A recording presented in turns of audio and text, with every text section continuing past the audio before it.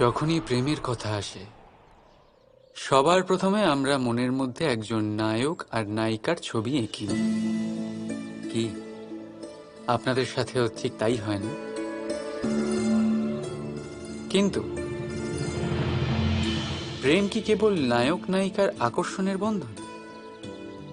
না, প্রেম তো পরিবারের সাথে হতে পারে, মা বাবা ভাই বোনের সাথেও হতে পারে, বন্ধু বান্ধবদের সাথে হতে পারে, দেশ ও জন্মভূমির জন্য হতে পারে, মানবতার সাথে হতে পারে, কোনো শিল্পের সাথে হতে পারে, sorry, এই প্রকৃতির সাথেও হতে পারে।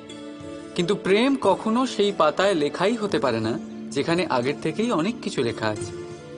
যেমন ভরা কলসিতে আর জল ভরা সম্ভবই না।